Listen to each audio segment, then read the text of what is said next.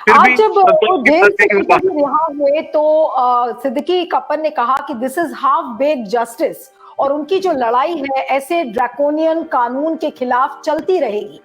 यानी कि वो एक तरीके से ये कह रहे हैं कि वो बिल्कुल भी अभी टूटे नहीं हैं और अगर पत्रकारों के खिलाफ इस तरीके के सख्त कानून के तहत अगर उनको जेल में डाला जाएगा तो उस लड़ाई को वो आगे लेकर जाएंगे। तो आपको लगता है कि एक नई दिशा सिद्दीकी कप्पन कहीं ना कहीं पत्रकारिता की दुनिया में और खासकर वो पत्रकार जिनको की विक्टिमाइज किया जाता है सरकार के हाथों या उनको गलत तरीके से जेल में डाल दिया जाता है, उनको डराने और धमकाने की कोशिश की जाती है, तो क्या सिद्दीकी कप्पन एक ऐसा चेहरा बनकर उभरेंगे जहां पर एक नई दिशा पत्रकारों को मिल सकती है? देखिए, ये बड़ी अच्छी बात है कि उन्होंने परिस्थिति का सामना, इतनी क्रूर परिस्थिति का सामना करते हुए भी अपने विवेक को और धैर्य को बनाए रखा है और अब वो ऐसी बात कह रहे हैं तो इसके लिए उनको सलाम बनता है। बहुत वरना कठिनाई होती है, बहुत साधारण परिवार से हैं, जो उन पर दूसरा पीएमएलए का मुकदमा था, सिर्फ 42,000 रुपए की एक एंट्री पर है। यानी क्या बताया जाए, हमारे देश में हम देख रहे हैं कि करीब 3.25 लाख करोड़ के ट्रांजैक्शंस के डिटेल्स सामने आ जाने के बावजूद जो सीधे सीधे टैक्स हेवन में पैसा एक हमारे उद्योगपति द्वारा ले जाया गया है, कंपनियों के नाम आ जाने के बावजूद, उनकी एंट्री डेट्स डिटेल्स विस्तारित तौर पे आ जाने के बावजूद हम कोई कार्रवाई होते नहीं देखते हैं। और एक पत्रकार के अकाउंट में 42,000 रुपए को संदिग्ध बताकर और उसको पीएमएलए के केस में अंदर कर देना, फिर जमानत सुप्रीम कोर्ट से हो जाने के बाद भी बाहर न निकलने देना, फिर दूसरी बार उसको जमानत के लिए प्रयास करने पर मजबूर करना, ऐसा अन्य लोगों के साथ भी हो रहा है। तृणमूल कांग्रेस के एक प्रवक्ता के साथ अभी ऐसा हुआ है। क्राउड फंडिंग में 1 करोड़ कुछ रुपए के मामले में कुछ पैसे अपने जीवन पर खर्च कर लेने का आरोप लगाते हुए उनको भी अभी फिर से निरुद्ध किया गया है। हम देखते हैं कि एक आईपीएस अधिकारी वहां जो गुजरात के हैं, बहुत लंबे समय से वो भी जेल में है। हम एक ऐसे दौर में हैं भारत में जिसमें तानाशाही के सारे संकेत आसपास हमारे हैं और उन संकेतों से प्रभावित होने वाले लोग भी हमारे आसपास के ही हैं। अब सिद्दीकी कप्पन तो हमारी मतलब फ्रेटर्निटी के ही कहे जाएंगे पत्रकार थे, तो है अच्छी बात है कि उनमें अभी जज्बा बाकी है और वो हिम्मत से इस परिस्थिति का सामना करते हुए मिल रहे हैं। जी, लेकिन जिस तरीके से 2 साल का समय उनका जाया हो गया, अपने परिवार से वो अलग थे, गलत चार्जेस उनके ऊपर लगाए गए, तो जिन लोगों ने उनको गिरफ्तार किया था, जिस तंत्र के तहत उनको गिरफ्तार किया गया, वहां की जो सरकार थी यूपी की, आज उनके खिलाफ कोई एक्शन होगा या नहीं होगा, चाहे वो डिपार्टमेंटल इंक्वायरी हो पुलिस ऑफिसर्स के खिलाफ, या फिर आज उस सरकार से क्यों नहीं पूछा जा रहा है कि भाई आखिर आपने ऐसा क्यों किया? आज तो उनको कोई फर्क ही नहीं पड़ रहा है, सिद्दीकी कप्पन बाहर हो गया, को आज उनको ये भी तो कोई बताएगा ना कि उन्होंने ये गलत कदम उठाया था। आज कैसे योगी सरकार को बताएगा कि उन्होंने गलत कदम उठाया उन पुलिस ऑफिसर्स के खिलाफ? नहीं, अभी वो स्टेज नहीं है, अभी तो सिर्फ जमानत हुई है, अभी उन पर केस चलेगा, उनको अभी केस का मुकाबला करना है। और हमारे देश में आप जानती हैं कि क्रिमिनल केसेस अगर वो फास्ट ट्रैक कोर्ट में नहीं है तो एक आदमी की पूरी जिंदगी तक निकाल देते हैं। निचली अदालतों में ही 20 साल लग जाते हैं, उसके बाद हाई कोर्ट, फिर सुप्रीम कोर्ट।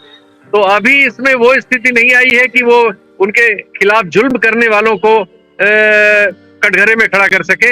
ये हमारे देश के न्यायिक प्रणाली की बहुत विवशता है कि ज्यादातर लोगों के साथ अन्याय उनके पूरे जीवन में प्रोसीजर के जरिए होता है और वो प्रोसीजर से निपटने के बाद जब फैग एंड में लाइफ के या कई बार तो लोग गुजर जाते हैं, तब उनके पास वो चांस आता है कि वो उनको पीड़ित करने वालों को कटघरे में ले जा सके।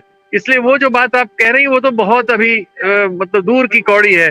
अभी तो उनको अभी ये केस अभी दोनों उन पर चल रहे हैं और इन केस का उनको सामना करना है, उनको बार बार कोर्ट में आना होगा क्योंकि क्रिमिनल केसेस हैं ये और ऐसे बड़े केसेस हैं। तो अभी तो उनकी आप कह सकते हैं ऑर्डियल उनका खत्म नहीं हुआ है, सिर्फ उनको जो निरुद्ध कर रखा था वहां से वो बाहर आ गए हैं। ऑर्डियल तो सच्चाई ये है कि अभी बहुत समय तक उनके साथ ये लगा रहेगा।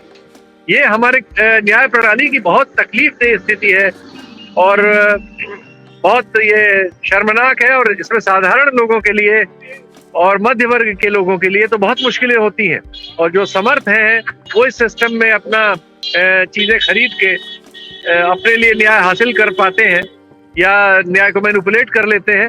साधारण लोगों के लिए तो न्याय उपलब्ध है ही नहीं। सवाल शीतल जी करेंगे कि जिस तरीके से धर्म के आधार पर उनको बंद किया गया, फिर बाद में बार बार ये कहा जा रहा था कि देखिए वो खास समुदाय से आते हैं, इस वजह से उनको बंद किया गया और गलत सलत चार्जेस लगाए गए। आपको लगता है कि ये जो सिलसिला है यहाँ पर खत्म हो जाएगा या फिर योगी सरकार कोई सबक सीखेगी? अंत में क्या होता है इस केस में ये तो पता नहीं है, लेकिन अब क्योंकि चुनाव आ रहे हैं, फिर से वही हिंदू मुसलमान की राजनीति शुरू हो जाएगी। तो क्या सिद्दीकी कप्पन के केस के जरिए क्या सरकार या फिर जो पूरा प्रशासनिक तंत्र है उसको सबक मिलेगा? नहीं, कोई सबक नहीं मिलेगा। वो फिर दूसरों के साथ ऐसा करेंगे, क्योंकि इसमें उनको कोई सबक नहीं मिला है। उनको बल्कि ये सबक जरूर मिला है कि किसी को फंसाने में कहाँ कहाँ क्या क्या चीजें ऐसी रह जाती हैं जिससे वो किसी दूसरे को फंसाए तो उसकी जमानत न हो सके। सबक उल्टे मिले हैं। जब प्रशासन तानाशाही पर उतर आता है और इस तरह की किसी के घर गिरा देता है बिना कोर्ट के ऑर्डर के, किसी को झूठे केस में फंसा देता है और वो बड़े बड़े वकील करके अपनी सुरक्षा करने की स्थिति में है टैक्स पेयर के पैसे से, अगर प्रशासन इस तरह का हो जाता है तो फिर वो बहुत दुर्गुण पैदा करता है और बहुत दुर्गंध आती है उससे। उत्तर प्रदेश वगैरह में आजकल यही हो रहा है। उत्तर प्रदेश क्या, ज्यादातर बीजेपी शासित प्रदेशों में यही हो रहा है और कुछ गैर बीजेपी शासित प्रदेशों के भी नेतागण या मुख्यमंत्रीगण इसी तरह के बर्ताव करते हुए आम नागरिक से मिल रहे हैं। ये हमारे देश की एक इस समय बड़ी गंभीर समस्या है और नागरिकों के लिए इसका संवेद प्रतिरोध करने की जरूरत है, लेकिन सब लोग इस समस्या को उस समस्या की तरह समझ नहीं रहे जैसी समस्या ये है। बिल्कुल सही कहा आपने। और एक लोकतांत्रिक देश में अगर इस तरीके की जो सिविल लिबर्टीज हैं अगर उसको भी सुरक्षित नहीं कर सकती है सरकार, तो फिर वाकई में लानत है ऐसी सरकार पर और बार बार लोग सवाल खड़े करेंगे कि आखिर हमारे इस पूरे तंत्र को क्या हो गया है। Thank you so much Sheetal ji for joining on Q5 network. इस वीडियो को ज्यादा से ज्यादा शेयर करिएगा, फीडबैक भी दीजिएगा और बने रहिएगा Q5 पर मेरे साथ point of view. Thank you.